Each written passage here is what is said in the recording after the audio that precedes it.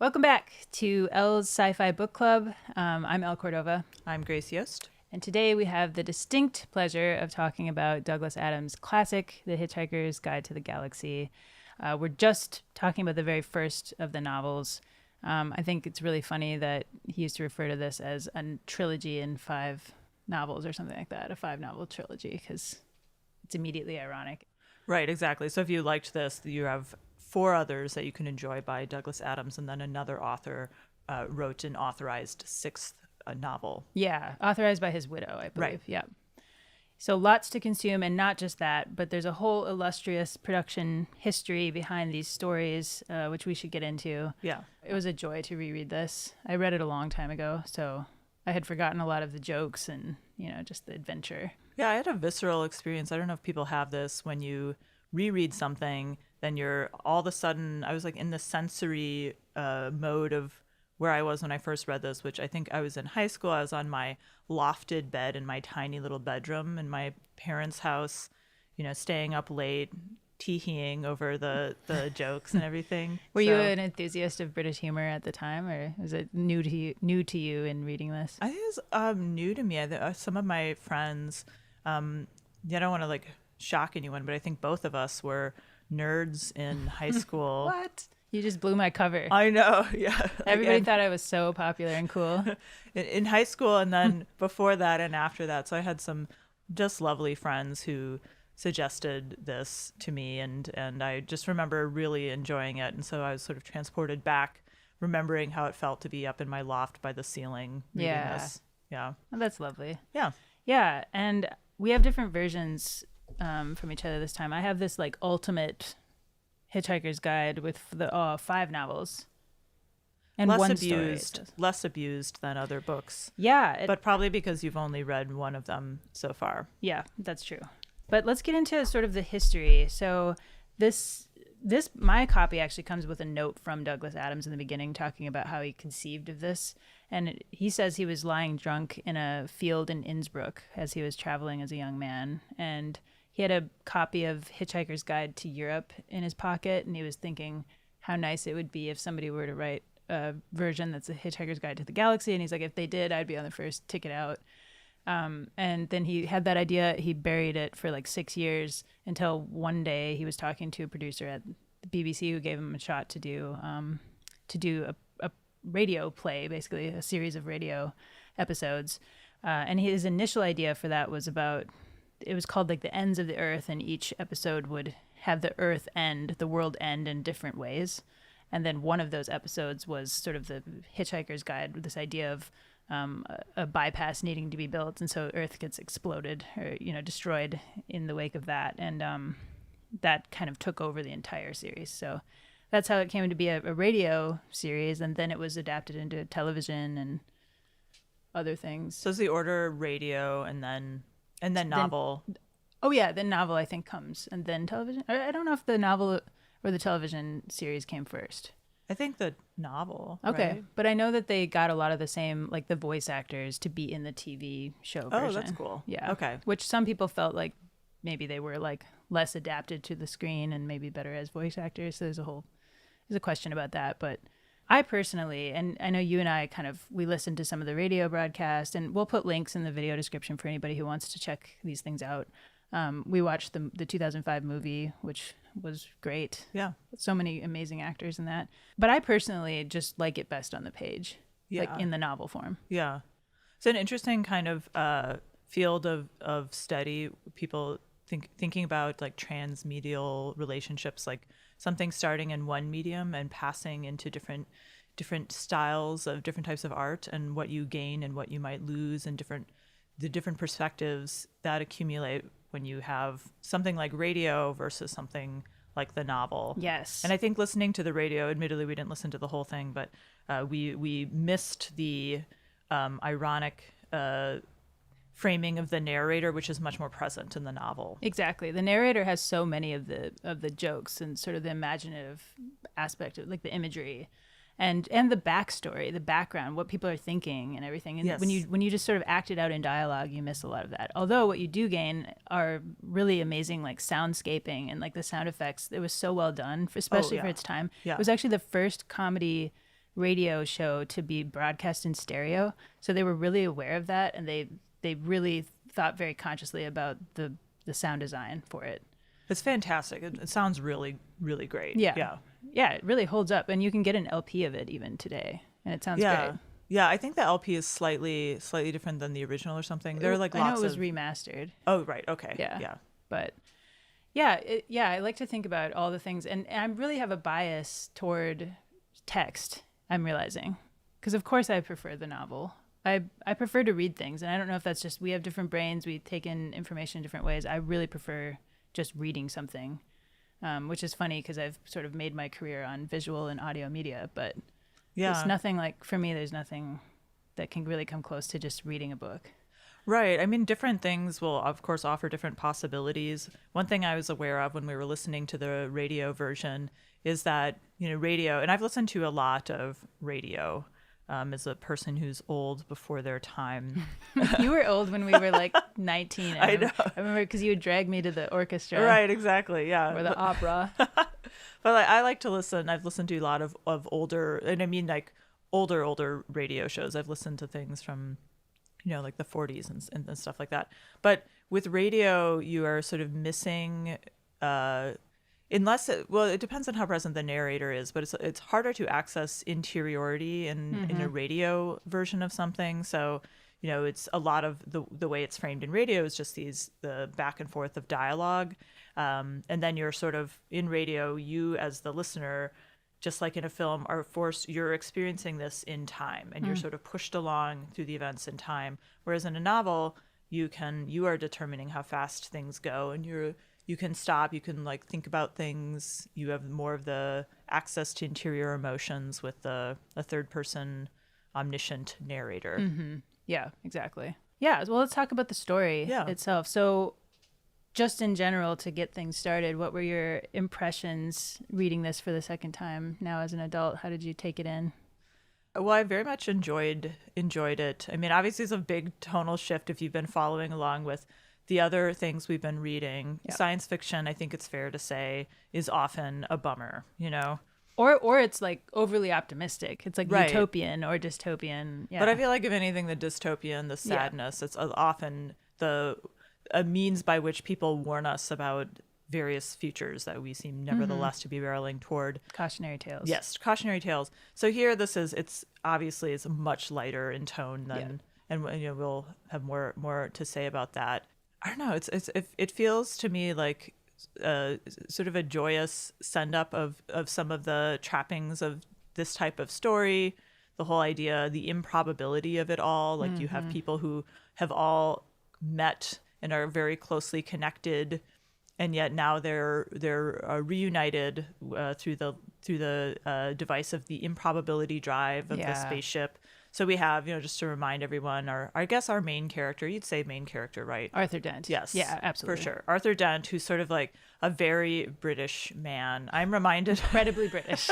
Yeah, like I'm reminded of, it's like sort of like a similar thing with Bilbo Baggins and The Hobbit, where you have like, this is just like this, like a British bloke, basically, like just a dude who's highly British, and who's going to be our point of entry in the story. And apparently the casting director for the 2005 adaptation agrees with you, because it cast Martin Freeman, who also makes a great Bilbo. Right, exactly. So, yes. And the same thing that makes him great at Bilbo, makes him great at Watson, makes him great at Arthur Dent. So Arthur Dent is sort of normal British guy, hapless. Yes. Yeah. Kind of hapless, but sort of like sweet and like a reasonable. Yes, a decent guy.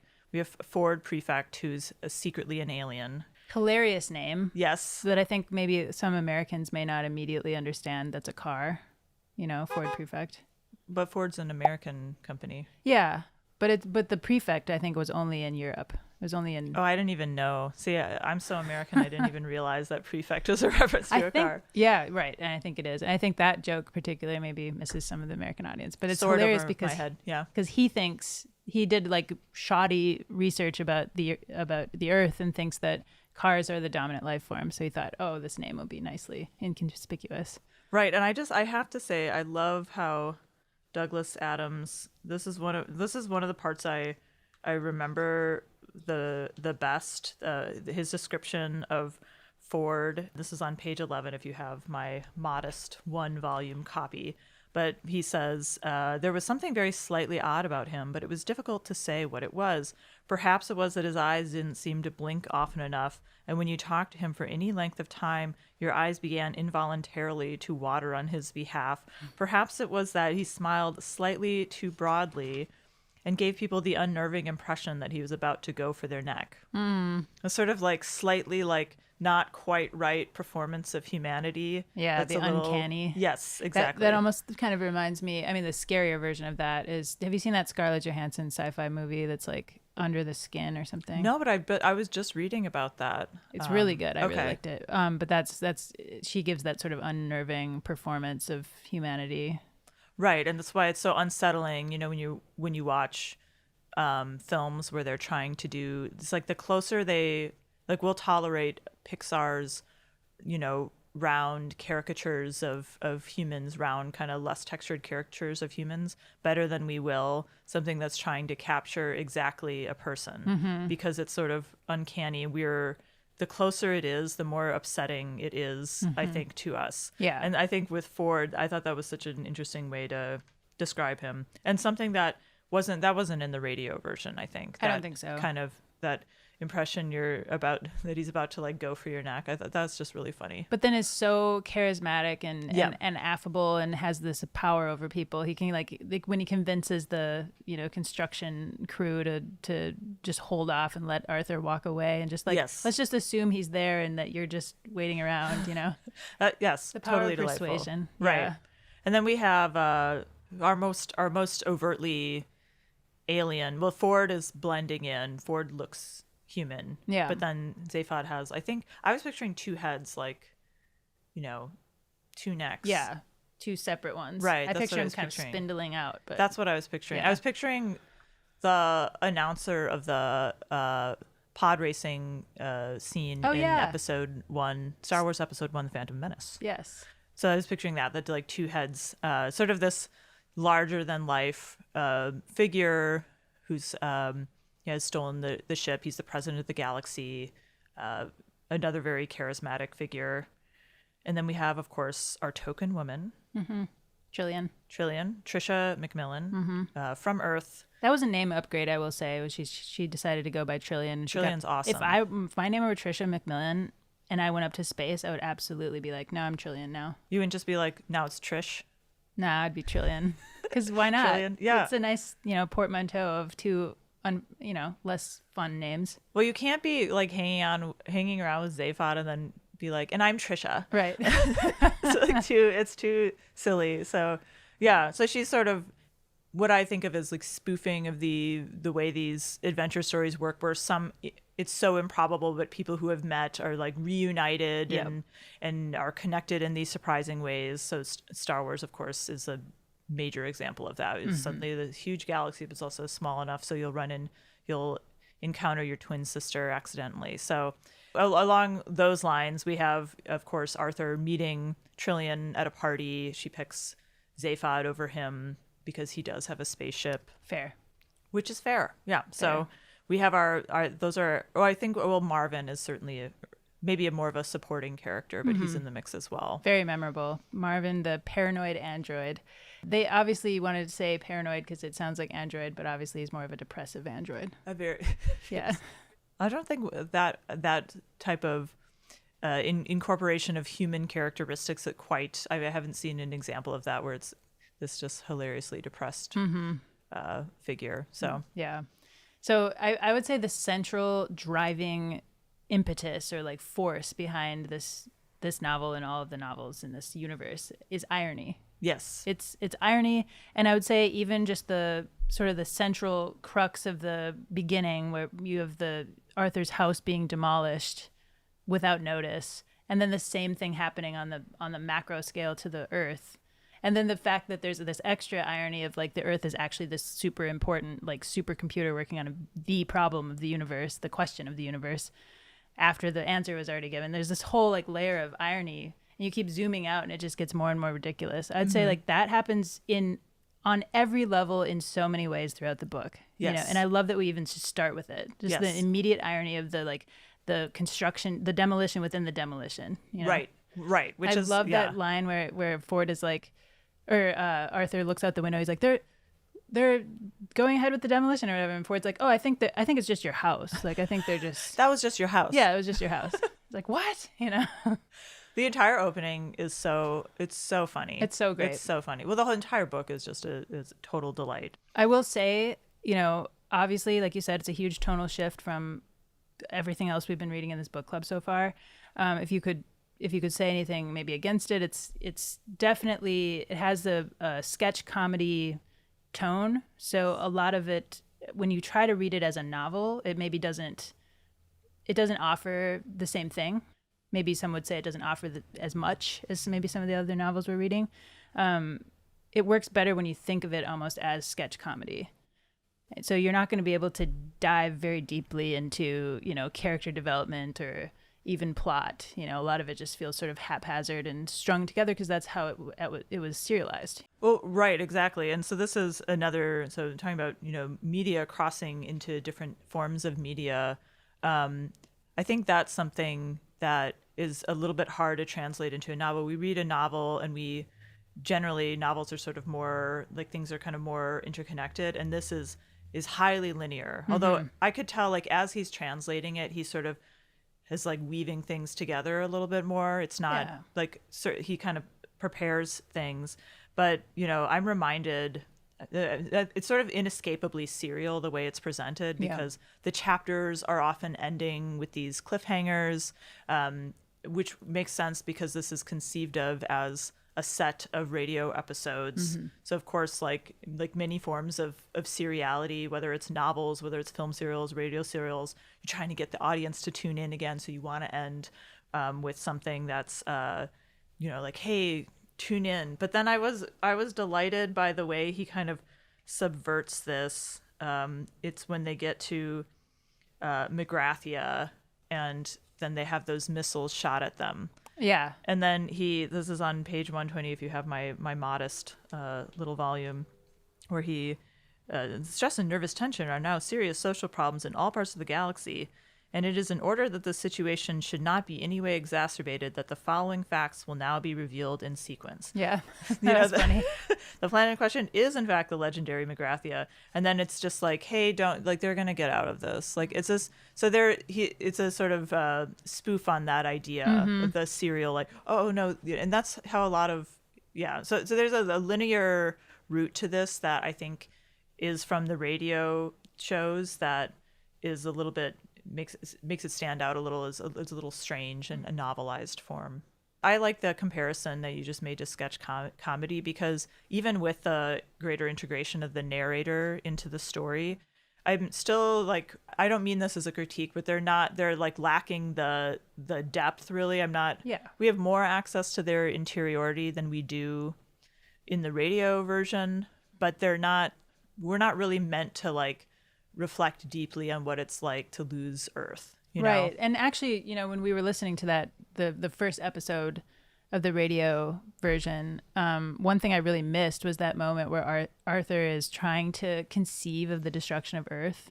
And he's going through in his mind, like, okay, we've lost the Earth. I can't picture that. England, I don't know, you know, but there's one little like shop or one little bar that's gone. Well, that hits you.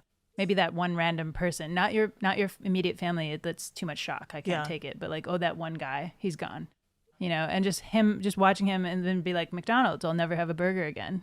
That was an interesting moment. And there are some moments like that where you get that interiority and you don't get it in the radio version. So again, this is why I really prefer the text. Yeah. Because he did kind of have some time to sit down and flesh some of it out. But it still very much feels to me like it's like sketch comedy slightly fleshed out. And a lot of the character, the interactions, I mean, I write sketch comedy in some small form, you know, for my channels. And it's the same thing where like you have a certain small amount of time. And in my case, it's a minute, you know, a minute and a half. So you can't really, you don't get a lot of interiority with those characters. And I feel like that's a similar thing here. And then, but it's also, to be totally fair, I think it's, you know, whenever you're assessing art, it's, I think, reasonable to think about what is it trying to do, and does it achieve what it's trying to achieve? Yes. Yeah. And I would say this is trying to be an absolutely delightful adventure story with like charming characters. It's supposed to make you laugh, and mission accomplished. Yeah, and a lot of the humor, again, this is the case with so many of the classic things we're reading in this club, is that we've heard these jokes now already. They've been circulating for decades now. And it's hard to imagine when you first hear it. You know, you first get that. There's so much iconic stuff in here. There's like the don't panic, the idea that the answer to the ultimate question is 42. Like a towel would be the thing you need to travel with. There's just so many things, and they've all become part of our culture. Yes. So it's hard to imagine what it would have been like to first experience it, Yeah. unfiltered by culture. You know. That's true. You know, a lot of this has, especially if you're of the nerd persuasion, which I'm sure A lot of us probably are. Yeah, I'm in sure we're the not chat. the only ones Yeah. who are like that. And you've encountered these things, but it's still just really funny. You know, when you funny. finally sit down and read it or reread it, it's And just a delight. And I will say, I'll acknowledge it's not funny for everyone. Not everybody is this isn't for everyone. And really any of the books in our club are not for everyone. I would say maybe this is the more divisive, because I have seen people say, you know, I just don't get the humor. It's a different kind of humor. It's a very British kind of humor. You know, so if you're not a big fan of like Monty Python, maybe this won't resonate with you. Yeah, it is. Yes. However, I do think it's like in some ways our most like appealing choice, and maybe more open, because it is joyful, fundamentally joyful. And I Yeah. think sometimes when people are reading science fiction, like people have this thing where they just don't want to be depressed. You know? Weird. Yeah, I know. What's that about? I know. Well, like not to blow your cover again, having blown your cover that you are actually a huge nerd and have always been one, but That I'm manically depressed or something? no, not that, but that you have always, since I met you, have had an interest in these, in like very, you know, in the like dark stories, Yeah. you know, modernist literature that's sort of bleak, or like science fiction that is like relentlessly depressing. I'm a And then you're dementor. there, I just feed on the darkness. right, exactly. Despite having, you know, being known for writing like comic things, you know, then this is so I think like, but I think for the rest of us, maybe there's something. It's like it is nice to have this lighter thing. So I think maybe people would be quicker to pick up Hitchhiker's Guide to the Galaxy than Parable of the Sower. Yeah. That I know some people had a hard time reading that, and like this is not going to make you reflect on our political moment and despair. It's true, although I will say that is true in terms of it's tonally light, and yet a lot of really kind of dark things happen in it. It's like it's not that hopeful, like maybe we'll work out all of our problems. Actually, the tone is very much like, no, it's all kind of worthless, and look how little it matters. Yeah, or that the problems on Earth, where you have like the whole thing about the bypass going through Arthur's home is like, you know, an indictment of this sort of endless bureaucratic, like inefficient. It's not very clear. People get lost in the shuffle, and then the same thing is happening on the universal level, where you have like Zaphod, like very unqualified president, you know. So it isn't like something like Star Trek where you can take comfort in the idea that, oh, look, here's this currency-less society where all of these differences have been worked out. Or like the Ecumen. There's this grand like coalition of planets that work together and are now better for it. Right. It's like, no, actually, there's just this other bigger bureaucracy, and they Right. do stupid things like destroy their supercomputer in moments before it reads out the answer. Right. So all of the Earth's problems are just like exploded onto a galactic scale. Yeah. So Yeah. yeah, I guess that's true. But I think there's a delight in reading this that I don't know if anyone has felt delighted. I mean, I've felt like deeply moved by the other books we've read, but I don't know if anything has like made me laugh. There were out loud. There were definitely like vignettes from iRobot that felt actually the all this talk of like when they jump to hyperspace in this book, and the just the things they go through, Right. like the things being up and down at the same time, and just like, you know, Ford and Arthur kind of tumbling through these other realities. That reminded me of Powell and Donovan. Yes. In that one, I think it's like Escape or something. Where they're in that kind of mysterious ship, and then they they're, get jumped to hyperspace. Yeah. And they go through that weird little dream-like reality. It really reminded me of that. And I wonder if maybe Douglas Adams had read that particular story, or I mean, so many things, you know, touch on that, but it's fascinating. I actually, going back to what we were saying about, you know, who does this appeal to, I think you're right that in some ways it casts a wider net, because you actually don't need to be a fan of science fiction to get into this story. It's a comedy story more than anything, and it's really like very human comedy story. And I actually think maybe who I'm talking about is like true sci-fi fans. As somebody who really does like science fiction and all the sort of central tenets of science fiction, I do struggle a little bit more. I mean, I really enjoy this, but this is not my usual diet. And in that way, it almost doesn't feel like sci-fi, you know? Right. Yeah. Well, I wouldn't call it like hard sci-fi. No. Or, yeah. And it's not really it's not really speculative. Right. And maybe it's the speculative aspect that I really gravitate toward. Right. It's like a comedy that happens to be set in space. Right. Yeah. And he would say that because Douglas Adams saw himself as a comedy writer first and foremost, and he just sort of incidentally was writing about science fiction then. Oh yeah, yeah. So maybe we should actually run down like the plot, like what all happens, because we start with that bypass the characters, thing. right? Yeah. Bypass. Okay. And then of course the Earth gets destroyed by the Vogons, and I love this detail about the Vogons having the worst poetry. Well, but on a scale, because remember the worst poetry is actually by some British lady. Yeah, in Essex or something. Yeah, Yeah, and died with the Earth. Right. One thing I notice is throughout this story, he starts the story by saying that the Earth is utterly insignificant, this utterly insignificant planet, and yet we see over and over and over again that it is not at all. Like, it's funny to imagine that, you know, our whole world, which is everything to us, is nothing. But I think his own story disproves it many times, because it turns out to be a supercomputer.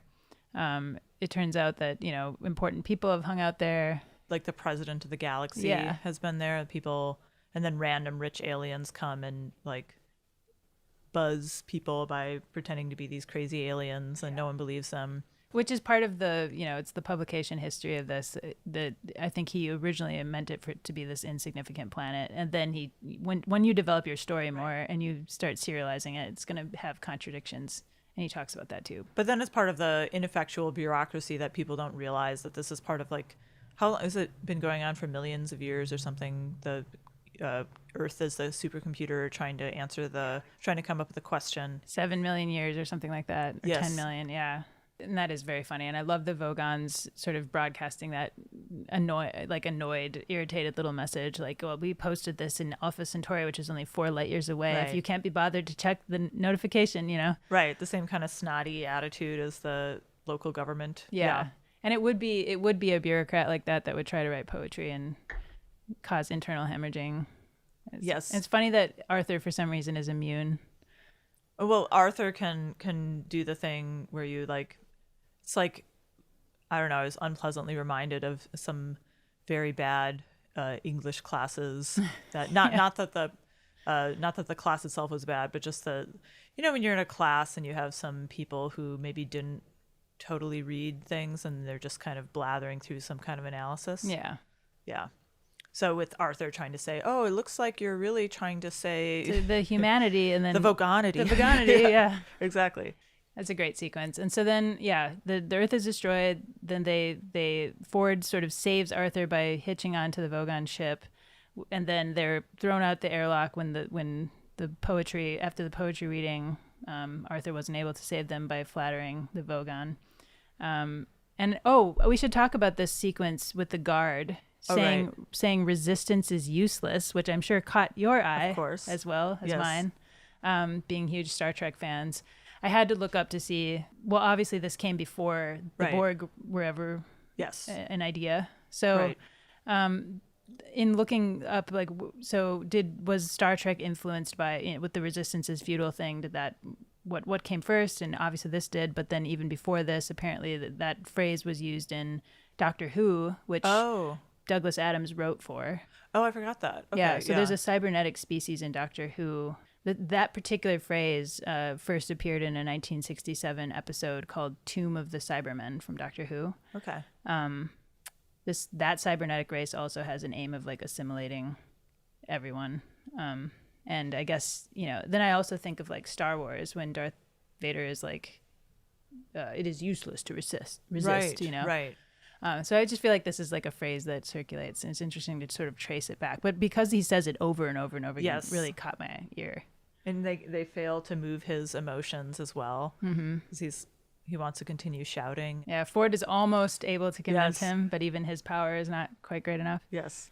Oh, and then of course the idea of the Babel fish is very fun. It Babel or is it Babel? Well, it's the Tower of Babel. Why do I think it's Babel? Well, sometimes the Brits have weird, they say pasta, not pasta. They do. That's true. Yeah, I've always said Tower of Babel. Tower of Babel. Not that I've like studied this so much, but in all of my deep research of the Tower of Babel, I've said Babel. Let me just look this up. You get that lady on Google to say it. Babel. British is Babel. Well, that's a pasta thing. Sometimes they go the other way, that you think they'd be Babel, but they'd be like pasta, but they say pasta. Yes, they do. It's very confusing. Well, so I guess I'm trying to be British. Yeah. I'm gonna say Babel. I'm gonna stick with it. Okay. Well, I'm a proud American, so Okay. I'll say Babel. Well, I'm also a proud American, but anyway, the Babel or Babel fish is also a great little invention in here. Yes, absolutely. Well, another way that you have to, because in Star Trek and many other science fiction things, the tedium of having people not be able to understand each other would quickly try the patience of the viewer or the listener or the reader. So you have to have some kind of device to get over that. And in Star Trek, it's the universal translator. Yep. But here is a fish that goes in your ear, which was presented as alarmingly big in the 2005 movie. I was picturing a very small fish. I was picturing... like tiny. Yeah. But no, that thing was big. I would not let anyone put that in my ear. No. Well, actually, I wouldn't let anyone put anything in my ear. Maybe a tiny fish if I knew it was going to help me communicate and I knew it wasn't going to harm my brain. Maybe, but I think even in the book, doesn't Ford do it like really quick before Yeah. he has time to think about how weird that is? Yeah. So, yeah, but that's the device to get them to understand everything. And in a story that's so chock full of gadgets and technology, which we'll talk about in a bit, Yeah. It's funny to choose to have that be an organic life form, actually. True, and not have it be just have this little like thing on your ear or something. Yeah. Instead, it's an organic life form. But it's like the sensomatic, whatever, you Right. know, all these other things, and then even the electronic thumb for hitchhiking. And then you have a fish. But yeah, it's interesting. So they get thrown out the airlock, and then by the wildest chance, they get picked up by Heart of Gold, which runs on an improbability drive. And that is, of course, why they get picked up. because it's so ridiculously improbable. Right. And then, of course, we have Zaphod and Trilian and Marvin are on the ship. Yes. And then our heroes are sort of off on their quest. Mm-hmm. Which it turns out, and this is maybe why this doesn't function as well as a novel. It's like then the quest suddenly becomes Zaphod's desire to see if Magrathea really exists. So Right. it doesn't feel very focused, but Right. that becomes the goal. This is a lot of serial things are like that, where it's like and then Right. and so now we've accomplished the opening thing where the Earth is destroyed. I guess the more unifying thing is the Earth then becomes important later in the story, but then we have this Magrathea thing, which isn't. Well, I guess it is tied in as the planet that created Earth, but yeah. Yeah, and that's a really interesting sequence. So they I love that moment. Oh, gotta switch the battery. Hey there, Sci-Fi book clubbers. Elle here, interrupting our conversation briefly to bring you to the Observation Deck. This is a place where people can send in their thoughts, and we might feature them here. This month's observation comes from Craigley via Discord. Reread Hitchhikers after a nearly 30-year gap. It remained very clever and enjoyably self-referential. At the same time, for me, I didn't unlock layers of insight. Maybe seeing the ridiculousness of the world clearly is not the whole story. And for what it's worth, I've been told that looking for layers in the Hitchhiker's Guide is missing the point. That the idea the answers are easy, 42, and the complicated bit is making meaning out of living and finding the questions while just being is the existentialist point of the whole thing. Okay, one of our cameras ran out of battery, but we are back and with more coffee now. And with more coffee. We took advantage of the situation. Why not? Yes. So as I was saying, when they get to Magrathea, there's that great sequence with the pre-recorded message, which is hilarious. Right. Like, we're pleased that you're very enthusiastic about our world, but please enjoy these nuclear warheads. Yeah. And then we see that stunning, or I just think it's stunningly rendered, that sort of factory floor shot, where they go in and there's that incomprehensibly large wall, and it's like the planet making factory, which is really cool. Slarty Bart Fast. As Grace for some reason thinks it's Slarty Bart Fast. I think it should be. However you want to say it. I say Slarty Bart Fast. I don't know if that's any better though. I mean, I think Slarty makes it a little silly. Does that make it silly? I think that might be the point. Yeah. But yeah, a delightful character. Yeah. Who's like, I think fjords are really underrated and it's seen as like too fussy and baroque, but I actually think they're really cool. And he won an award for Norway. Yes. Yeah. I think actually everyone's favorite character seems to be Marvin, who is my least favorite. Just because he's so, he's supposed to be irritating, but there is something extremely irritating about technology with emotions. The sunny disposition of the computer is very annoying, but Marvin is even more so. Right, which is sort of different from the other books that we've read. There have been thinking about the relationship between humans and technology, and can you tell the difference? Of course, that's very prominent in Do Androids Dream of Electric Sheep? And then here it's just sort of like just a problem. It just makes technology more irritating and worse. So I love the computer, the sighing doors. Yes, the doors that are like, Right, it's just sort of like, it's just a lighter take on that very complicated issue. Yeah, that no one really wants their tech to have emotions. No. Or to be human-like. Well, I think now people do, but... Yeah, not in this context. No.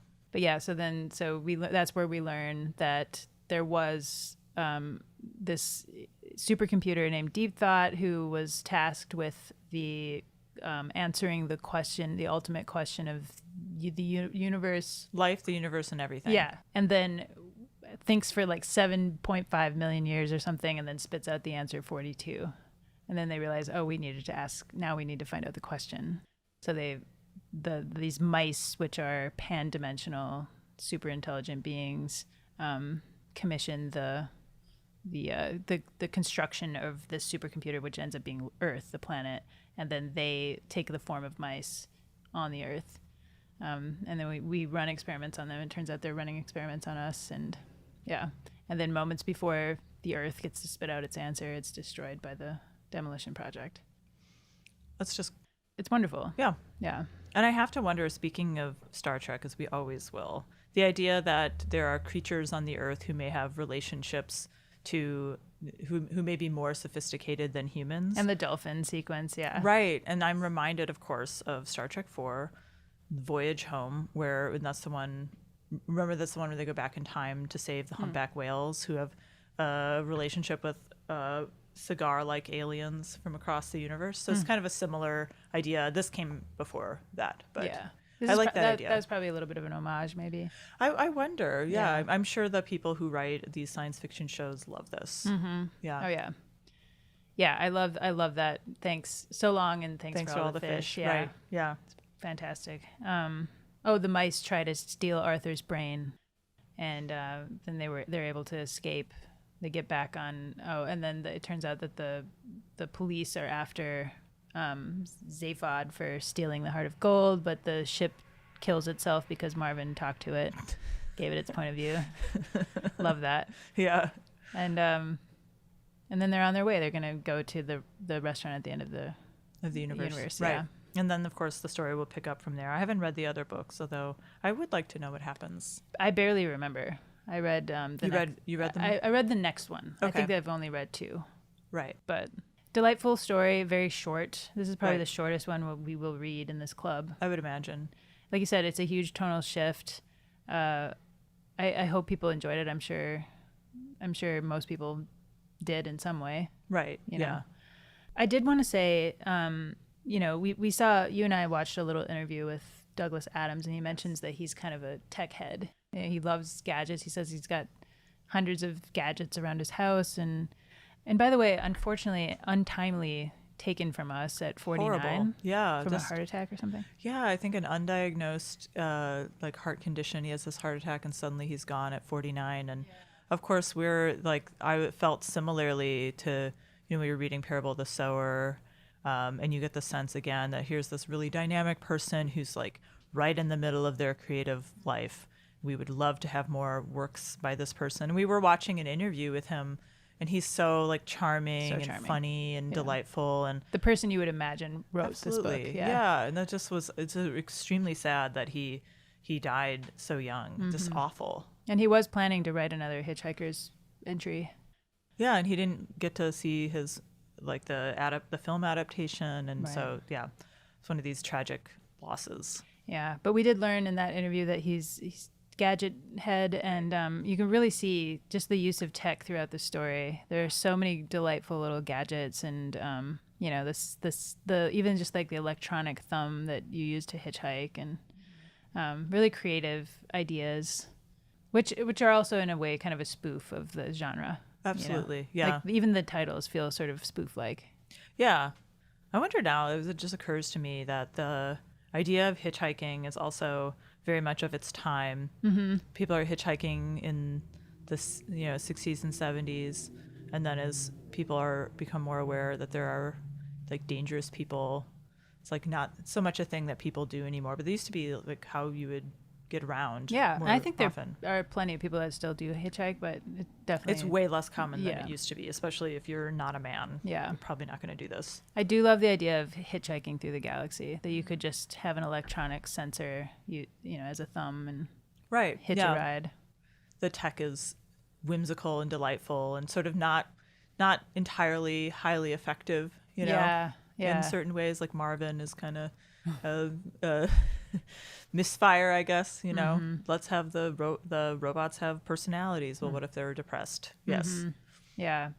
And you know, we've seen some sexist depictions of women so far in our books that we've chosen for this club, or that, you know, we've all chosen.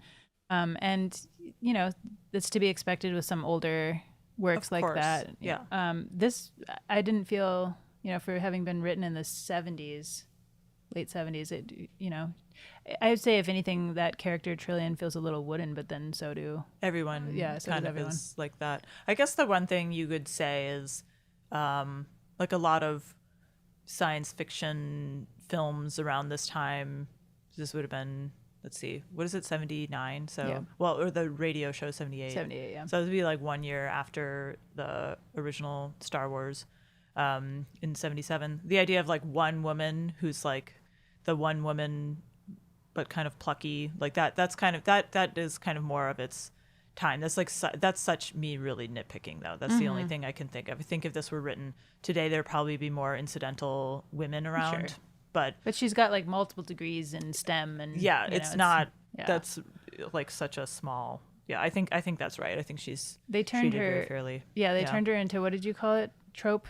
For the movie adaptation? Yes, I think the movie, is fair to say, they turned her into the Manic Pixie Dream Girl character type. Yeah, which is interesting, right? But it's a take on the character, because they had to, or it seemed like the filmmakers felt they had to beef the story up, and part of that was trying to beef up the romantic angle between Arthur and Trilian, which is really not that like present in the novel. It's more of just a happenstance, like, oh, that's that girl that, right, you know, I hit on at a party, and then Zaphod came in and stole her, right? But it wasn't like my lost love. No, it didn't really feel like that at all. So it's a different take on that. And I totally understand why they would feel the need to beef up the love story, right? Because again, it feels very sort of and then, right. And you want there to be more of an arc.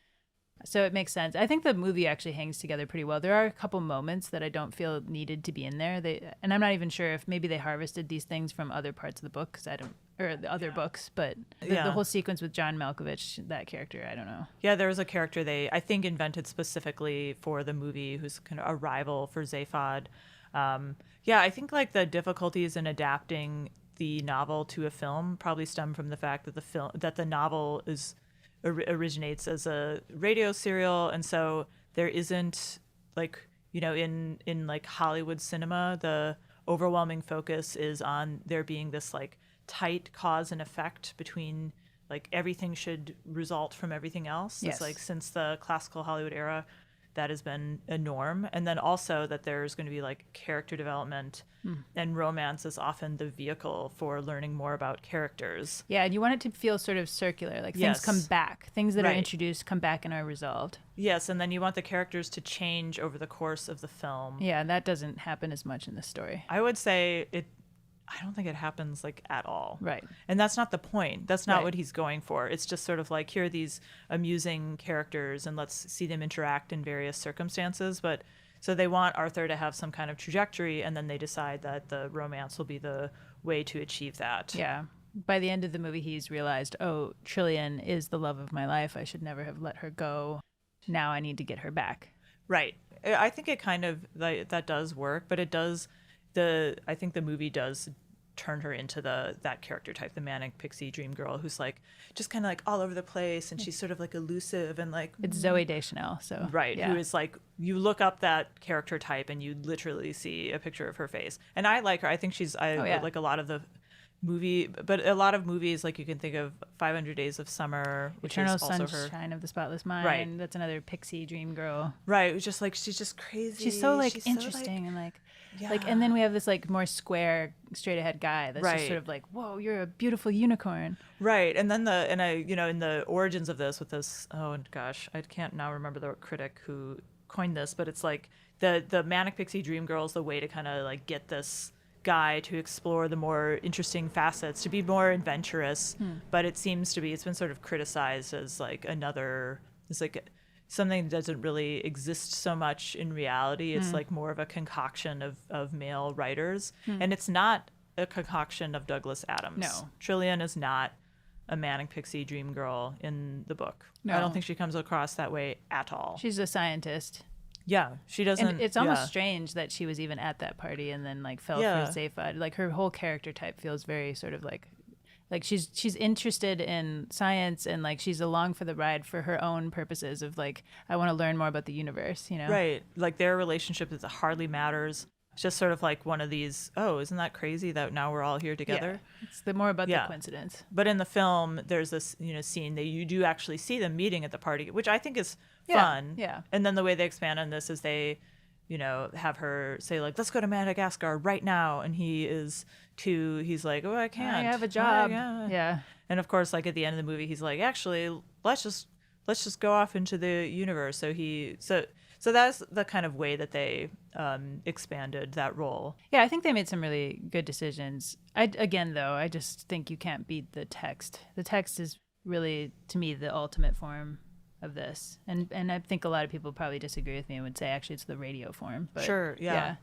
I mean, I think the film is like strangely very faithful to the book, and then Yeah. also deviates in very puzzling ways. Like some of the details are changed. Yeah. They have some additions, but it's also like, it's a fun. If you haven't seen it, it's definitely worth watching. We'll put links in the description Right. to both the radio show. The cast is it's like a really great cast. It's legitimately like really funny. Like some of the added things did actually make us laugh out loud. Sam Rockwell is a joy. Yeah. He plays Zaphod, so Right. And then we were talking about Martin Freeman, Zooey Deschanel, John Malkovich randomly. John Malkovich is the random extra character, the late, great Alan Rickman as the voice of Marvin. And then I'm pretty sure it was Helen Mirren was the voice briefly of Deep Thought. I believe so, yes. Yeah. So, like, fantastic cast, well Yeah. worth watching, although if you just have read the book, you'll maybe be distracted by digressions from the plot line. Mm-hmm. But, yeah.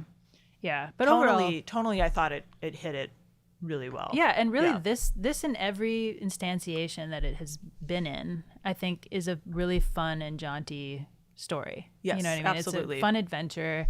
I think it's fair to say not for everyone. I think, and also even for me, I have to be in the right mood for it. Just as I do for many types of like, especially like British humor. It's not my immediate I don't immediately have access to it all the time. But I think if I'm in the right mood, this is really, really great. Yeah. And I'm glad we read it, and I hope people enjoyed it as much as we did.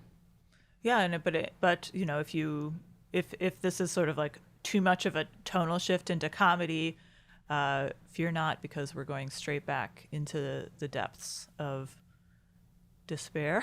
No, not despair. I think the depths of character. The depths of character and right. consciousness. Yeah. So the forum has voted. The patrons have voted, and we are doing Klara and the Sun for August. That's the next book. I loved this book. I read it right when it came out because I'm a huge fangirl of Kazuo Ishiguro. I don't know how to say his name. Kazuo Ishiguro. I don't know. Yeah. Something close. Like, sorry if I butchered that.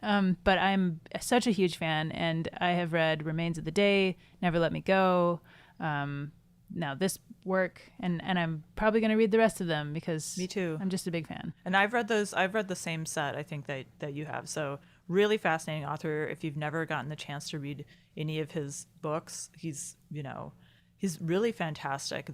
He's very unique.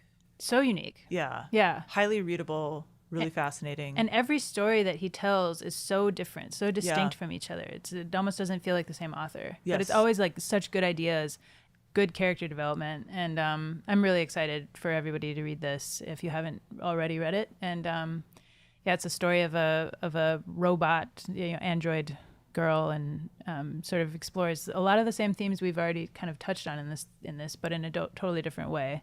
Ideas about personhood and consciousness and connection. Right. So interesting to put that in dialogue with Do Androids Dream of Electric Sheep and iRobot. Yeah. Especially. Yeah. Mm-hmm. So I'm really excited for that. The poll is also open now for September. We're really trucking through this year. Yeah. So please cast your vote, and look forward to talking about Klara next time. Yep. See you then. See you then.